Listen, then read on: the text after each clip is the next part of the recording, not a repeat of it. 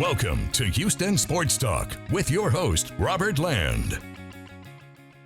Thanks for checking into the best Houston sports podcast. And joining me is my co-host, Sports Radio 610's Shaun Bijani. If you don't know us, you get 45 years combined in sports journalism between us, 35 years covering Houston sports. So you're in good hands, and in Houston sports' good hands right now is everything. Everything's looking good. A lot of positive feels. We'll get to the Rockets and Astros in just a bit. But hey, Halloween 2 weeks away, Shaun, and thank goodness that the axe finally fell on the evil spirit hanging over the Texans. Have you heard any rumblings about Easterby's demise? Man, rumblings. I didn't hear anything leading up to it. This was like shocker that it happened. John McClain said probably 6 months ago, something like that he anticipated Easterby getting fired after the season. And, you just kind of take stuff like that with a grain of salt. But to do it coming off of the bye week, I thought the timing is probably the biggest question here. Like, why? And that's an important question. And I think it has a lot to do with the fact that, over the course of the last 4 to 6 months, I would say, somewhere in that time period, there was a lot of rumblings about Jack Easterby not being as influential and not having the responsibilities, let's say, that he had prior to that. And so what led up to that? Was it track record? Was it rumblings within NRG itself? Was it tarnished relationships? Was it the fact that somebody maybe finally got to Cal McNair and said, hey, you kind of might want to read the room here, get the pulse of the city, but more importantly, really get the pulse of the league, because you're going to have to do business with people involved with the other 31 teams in the NFL. And he was a huge turnoff to coaching candidates, to players, and it was just the right move. I can't say at the right time, because any time, quite honestly, Robert, would have been a good time. I just wish it never would have went down like this, meaning I wish it never would have happened. Yeah, you wish Easterby never would have happened. I just want to talk a little bit about the big picture, because I can't think of a person that's done more damage to a sports franchise in this city. And obviously you could say Bud Adams, because he took away the Oilers, but there wouldn't have been an Oilers without Bud Adams. At least you could say Drayton with his incompetence after 2005 and the Astros, but at least there was that unbelievable 8-year run prior to that. Easterby gave O'Brien power, let him give away draft picks, made awful trades, let O'Brien make those trades while stabbing good football people, good behind the scenes people in the back, all through the organization. You just talked about him scaring away coaching candidates. He scared away the fan base, season ticket holders, maybe some potential free agents, and made the organization into a complete laughingstock. Yes, 100%. It was a joke around the league. And, I thought about it like this. Everybody's got their, vices, their hangups, their faults. Fine. Nobody's perfect, you and me included. However, say what you will about Bob McNair. I think, in large part, clear majority, he was a highly well-respected, very successful man, period. I didn't know him like that. I can't call him a friend. I had numerous run-ins with him. And my grandfather, who was a city councilman for 30 years in this city, been passed away now for 15 years. I remember even back then, when he was still around, him saying some really good things about Bob McNair. And so if that's coming from my grandfather, he's probably doing something pretty good. So having said that, the problem that I had personally with this whole debacle over the course of the last 2 or 3 years is that you tarnish the reputation, the organization of a guy that works so damn hard to bring football back to the city of Houston, to build a highly respected and admirable organization. That takes time. That takes a lot of work, and that takes credibility that you bring to the table, and then you build from there. And so quickly was it just taken away. And that's the saddest part. Is I wrote in my column today on sportsradio610.com that Jack Easterby and the decisions and the influence that he had on Bill O'Brien and others within that front office, and certainly namely the ownership, not only cost the organization fans, it cost them money, it cost them respect, it cost them admiration from not just all of the aforementioned, but people around the league. And if you want to go forward in this business, Robert, you're going to have to develop relationships. And that's one of the things. It might be corny. Maybe it sounds more corny because they talk about it all the time, but Nick Caserio preaches this. This is about, building blocks, stacking more good days on top of good days, building relationships with people, and trusting good people to do good work. And that's where I hope Cal McNair has finally maybe learned his lesson. And maybe, just maybe, Robert, while Cal came into this business as sole owner, once his father passed away and was going to run the ship here, he didn't really have that right-hand man that he could confide in, that he could trust, that his dad did. And whoever, I can't remember the guy that was his dad's right-hand man. He passed away, and it was a tragic thing. But Cal didn't have that, and it takes time. And maybe Nick Caserio has become that guy, even though there's a dynamic and a triangle there. Maybe trust was violated. Maybe responsibilities, were not met. Certainly, the production wasn't on behalf of Jack Easterby. And maybe Nick Caserio finally saw that and got to the ear of Cal McNair. And this is why we have this glorious Monday in the city of Houston. Yeah, whoever woke up Cal McNair, applaud that person. I've heard rumors it might be Hannah McNair, not sure, but kudos. And Andre Johnson, Shaun, with the most powerful quote on Easterby, which should have been the wake-up call nearly 2 years ago. He said, ever since Jack Easterby walked into that organization, nothing good has happened. And a couple things. He said that organization. So he had already sort of started to separate himself from the Texans, it feels like, with just that, that grammar. And then Andre promptly walked out of the building himself, at that same time. Your colleague at 610, John McClain, said the Texans need to immediately reach out to Andre, see if they can bring him back in the building. And Shaun, Andre posted a photo of himself grinning at one of his Texans press conferences on his Instagram Monday. So maybe that option is open. It'd be nice if they could make up with Dre before he gets voted into Canton. And I'm sure he could help little Nico Collins maybe be a bit better of a wide receiver. Cal McNair, before they released J.J. Watt a couple of years ago, said that it was only temporary for J.J., that he hopes he goes and plays somewhere for a couple of years and then comes back and will honor him. You're talking about one of, I'm not going to go ahead and say the greatest player in franchise history, though he may very well be. Okay.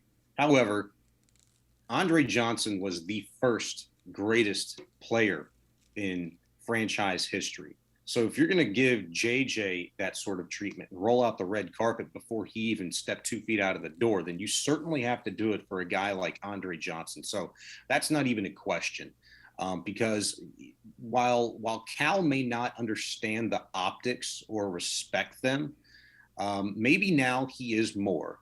But he certainly understands what J.J. Watt, what Andre Johnson, what some of the great players of this organization mean to the fans. And if you want to win fans back, maybe you never win some back, but the majority, I think you certainly do. And it comes down to a couple of things. It comes down to them being proud of your organization. And that goes with the optics that exist around your organization throughout the rest of the league. But then, too, winning helps everything all of the time. So those are two very important key factors. In terms of Andre Johnson, I never really thought he abandoned the Texans. And when he made those comments on Twitter a couple of years ago, which was really in defense of Deshaun Watson requesting a trade, and it was a mention of Easterby, that he had never done anything good since he stepped foot in the city of Houston, which is 100% true. I don't care what sort of role he played in getting Nick Caserio into town, whatever. Cal reached out to Caserio before Easterby was even hired. That's just a fact. And I just think that it was more about Andre Johnson being almost heartbroken to a degree, because he's a guy that came back and wanted to coach. He's a guy that came back and wanted to learn the business. He's a guy that came back to, maybe think about becoming a GM himself one day and learning those ropes. And when his input is not considered, when one of the best players in the franchise's history at the age of 24, 25 years old, and Deshaun Watson, is not considered when promised that he, the franchise, would have a say in who was going to be the next GM. Those things are situations in which Andre Johnson experienced firsthand, that he witnessed during his time here in Houston, and he had absolutely had enough of it and was disappointed in Cal, who had literally ridden the coattails, and not to be mean or ugly about it, but ridden the coattails of his father for 20 years, following him around, trying, it looked like, to learn the business.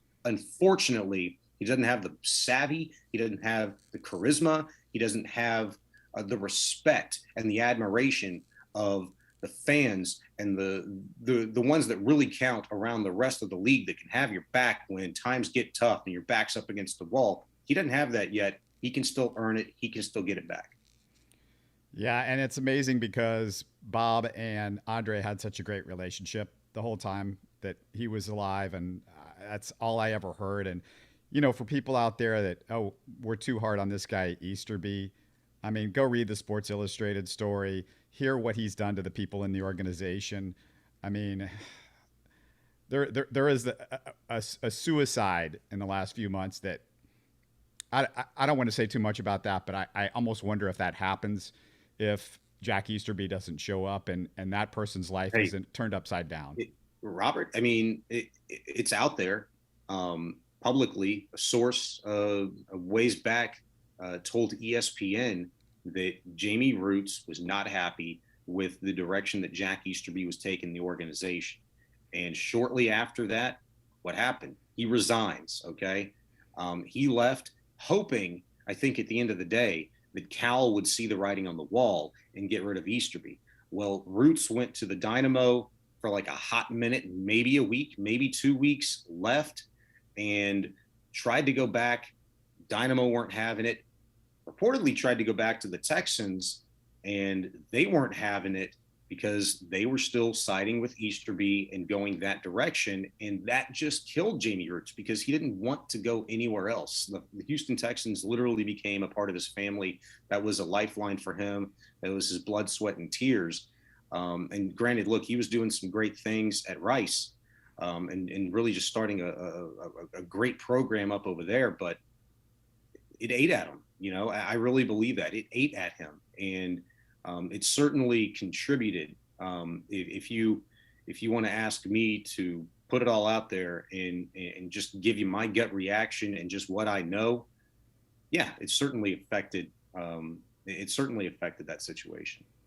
Well, thank God he is gone, and hopefully the Texans fans will start turning the page, but the Texans organization still has a lot of repair work to do. This did not happen in the last few months. It's taken time.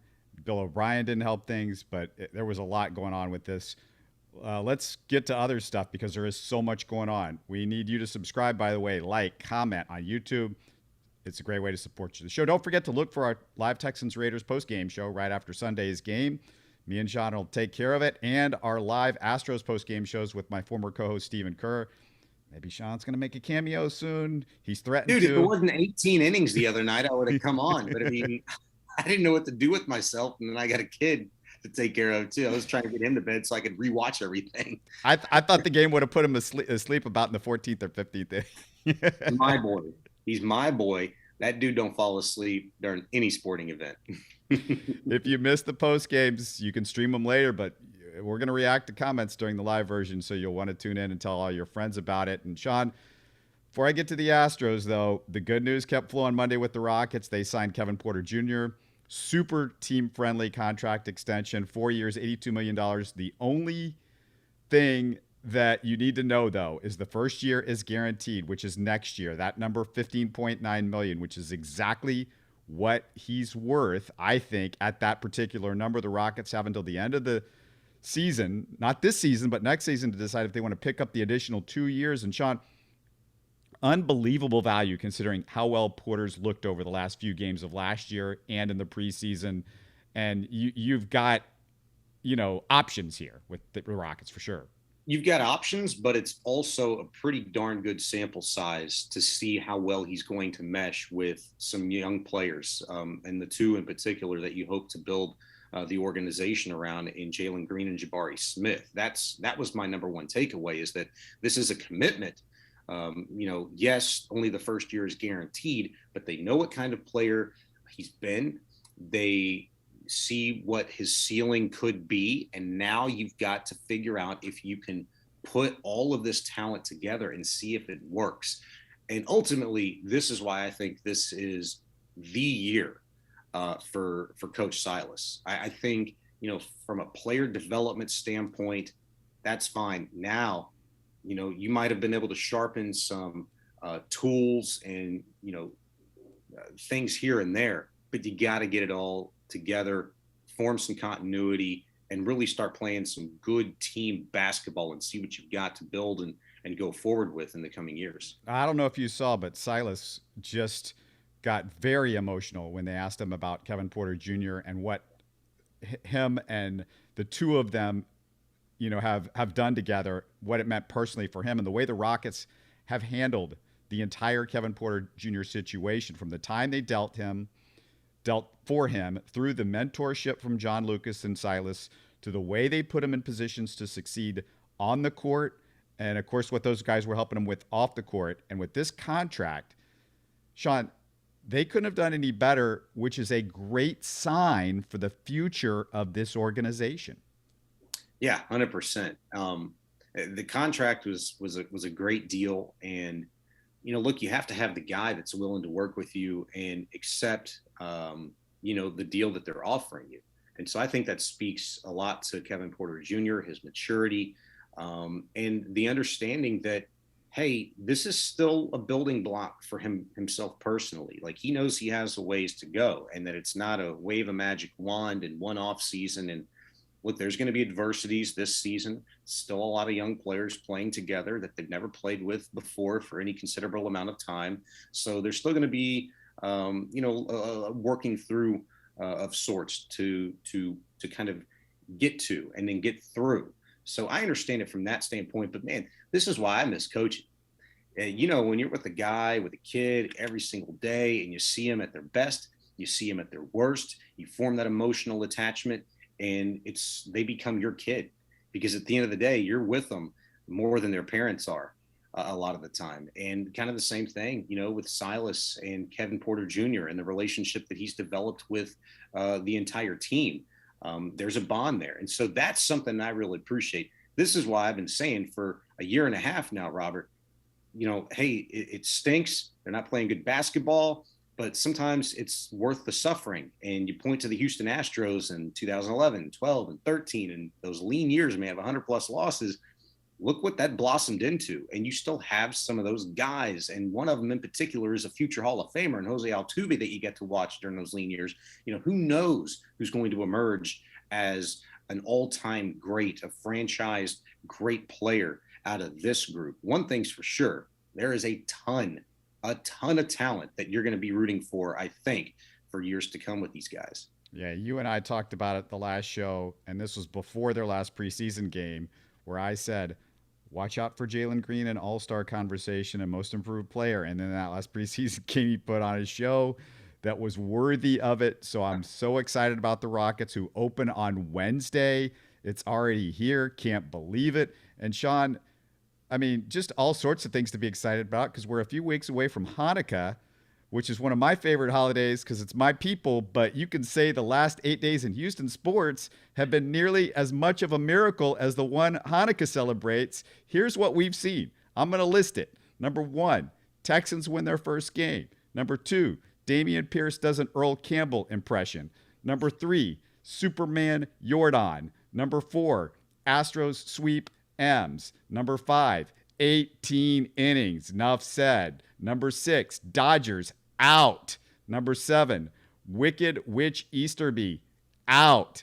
Number 8, Jalen Green, all-star ability, real. Number 9, the aforementioned KPJ team-friendly deal. You and I are talking during the last Yankees game, so we don't know what's going to happen with that at the moment. Hopefully the Yankees get ousted as well, but you guys will know by the time you listen to it. But what a week, Shaun, and I haven't even got your Astros thoughts yet.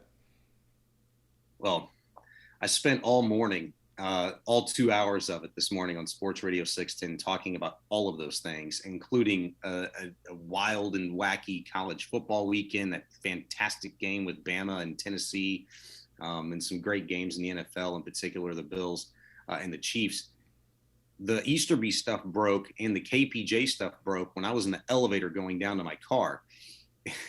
God, I don't know. I wouldn't have to think, like, if I had to fit that into a show. I mean, I wouldn't have got a chance to relive the great moments from the weekend in the last week that you just talked about. But man, you just said something that I kind of like side eye a little bit. You hope the Yankees get ousted.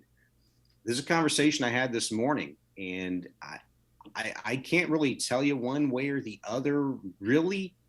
But it's not like I'm exactly sitting on the fence. I think I might have talked myself into wanting to play the Yankees over the Indians, just because that 1, 2, 3 of that starting staff by Cleveland with Shane Bieber, Tristan McKenzie, and the name escapes me for that third guy right now. I think his name starts with a C, but Clace, maybe, I can't remember.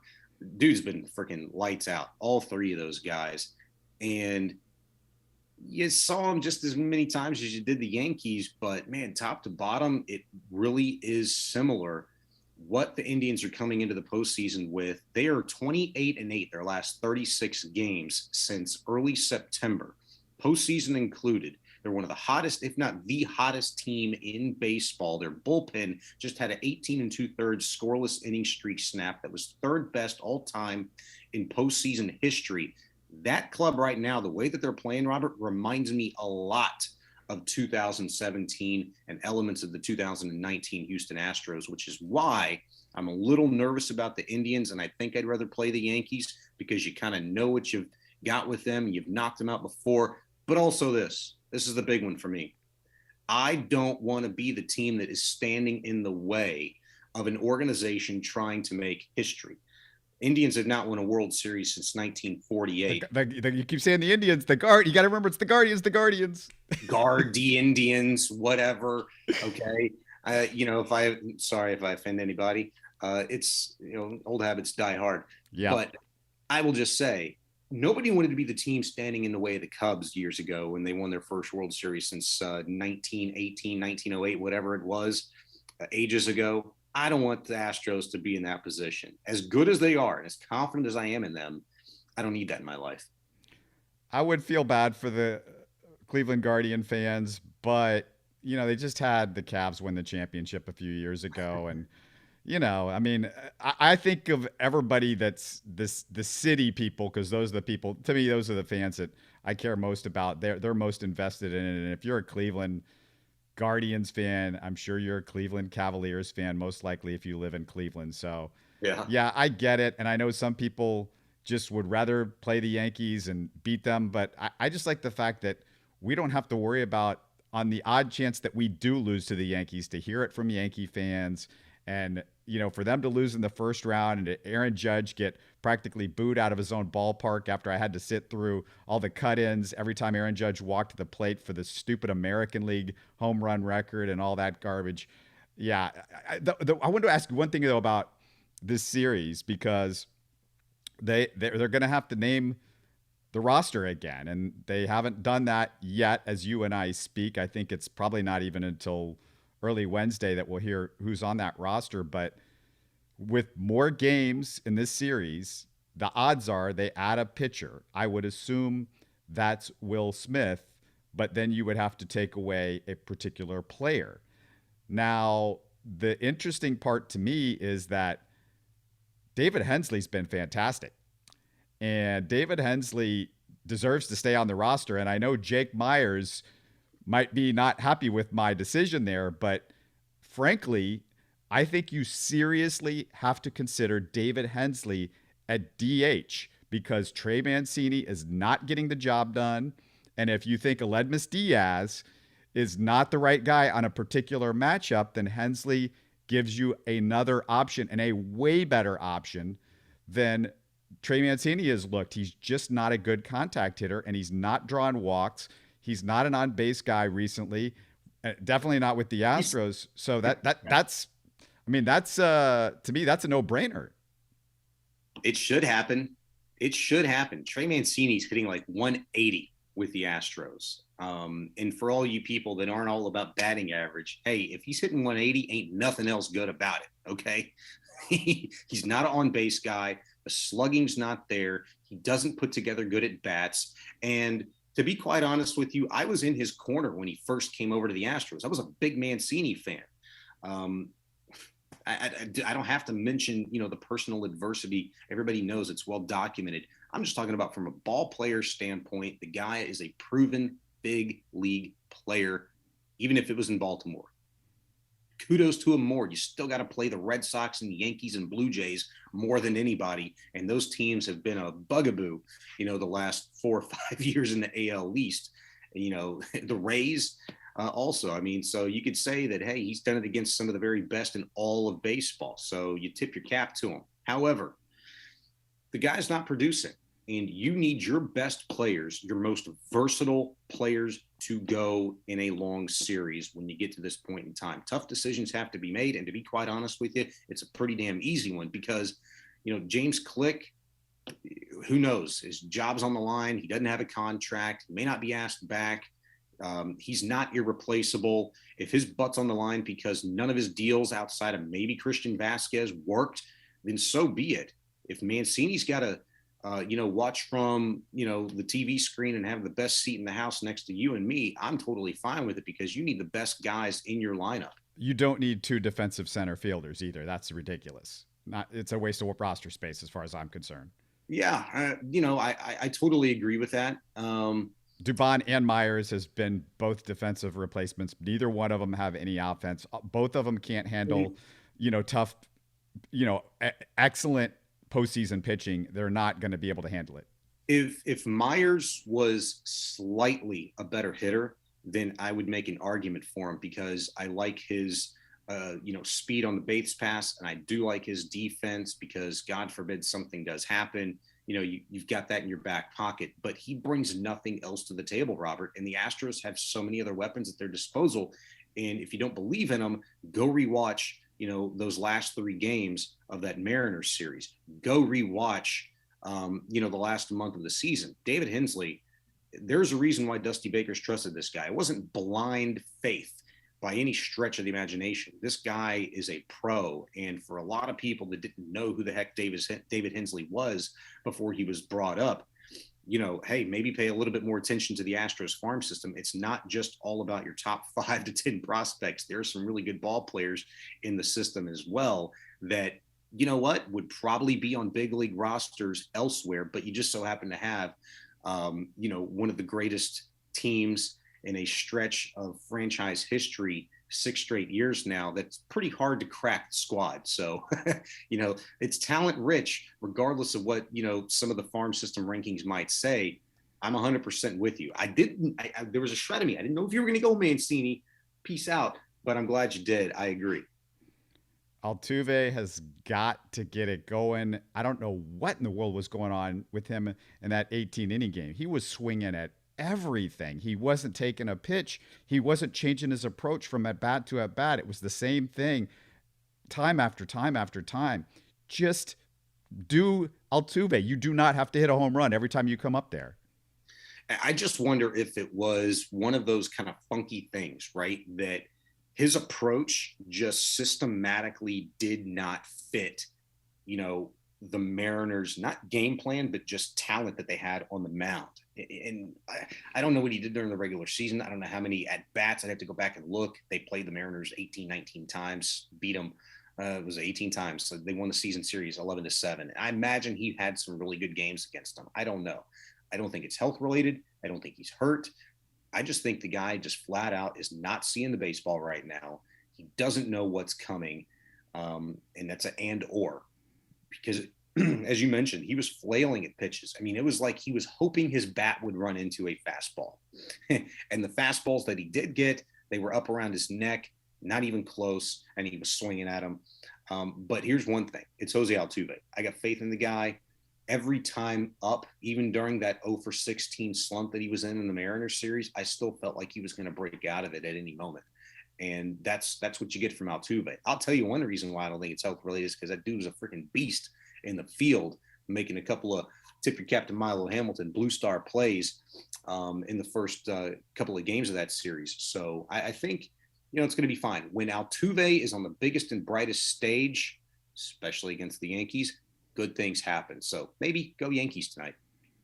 Yeah, that game right now, as you and I are speaking, they're in a delay. So, hey, keep getting delayed. Let's push it back let's make it as hard as possible as they can on whoever comes out of that series. Now, was there any other things that you're looking for before this series starts? I mean, we don't know who they're going to play, but just from the Astros, is there something that's particularly, we just have a couple minutes here.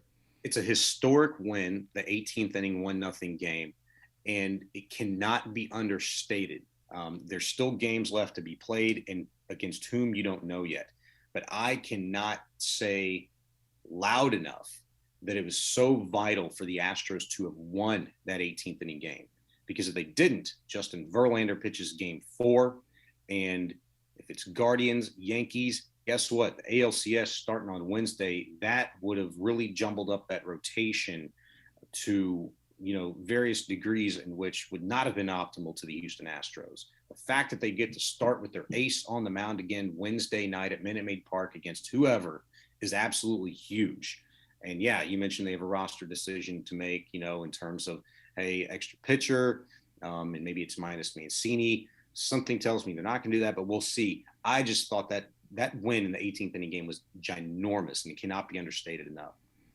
Yeah, I want to give a little props to yours truly, because you remember this, Sean. On the show, I said you got to put Luis Garcia in, not only because he is a better pitcher than Will Smith and Phil Maton, but he's somebody that can give you innings, and you never know when you might need innings in the playoffs if something goes awry. And we saw what happened. And Garcia, it got lost with Pena, I think, a little bit, but just was unbelievable. He Roger Clemensed it, as I said on the post-game show, going back to the Chris Burke game. Before I go, Sean, huge congrats to the Houston Dash, who had their first playoff match in team history Sunday. I was there for it. It was my first ever Dash game in person. Frustrating 2-1 loss. Sean, I know you were busy with stuff this weekend. They had a breakaway chance late in stoppage time, which didn't go in. I mean, like 2-3 minutes to go. And then Kansas City, the Kansas City Current, for those who don't know, won with a goal on literally the last kick in stoppage time. They put the ball back at midfield. The Dash kicked it once, and they blew the whistle, and the game was over. It was about 9 minutes of stoppage time, so we're kind of waiting, and they don't have a timer up there for some reason in the NWSL, so we had no idea what was left, but we knew it was about over with. But just want to say I had a blast out there. Weather, perfect. Atmosphere, fantastic. We were treated beautifully by the people who worked at PNC. The person that I went with, she lost her keys. We had to go back there. Luckily, they had them for us. They helped us out with that, which was great. Proud of the Dash for making their first playoffs in 9 years, Sean. I don't know if you've been, but it's fun. I've not been to a Dash game yet. Been to a Dynamo game, and I want to go see a rugby game over there at that stadium. But hey, you got soccer going on, you got baseball playoffs, basketball season tipping off this week, the regular season. You're in the heart of the NFL season. October, if you didn't know, is the most wonderful time of the year, not December. If you're a Dash fan, check the YouTube archives. There are interviews over the years with former Dash stars Kalia Ohai Watt. It's as we refer to it, it's that's the wife of some player, I don't know, for the Texans. We also have an interview with Team USA World Cup champs, two different interviews, one with Megan Klingenberg, World Cup champ, and one with Morgan Bryan, former Dash players. I spoke to them about playing with the legendary Carly Lloyd, Ohai, and I think at least one of those two about playing with her, who, Lloyd played for the Dash as well as Team USA.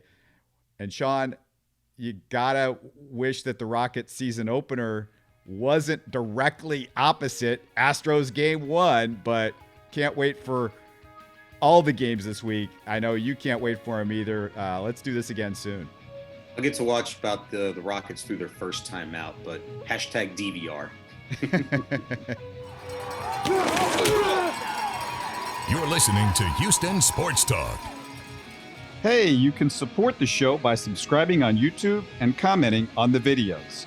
Listen to Houston Sports Talk on Spotify, Apple, Stitcher, and Google. Don't forget to tell a friend and share our show on social media. Spread the word, everybody. Thanks for listening.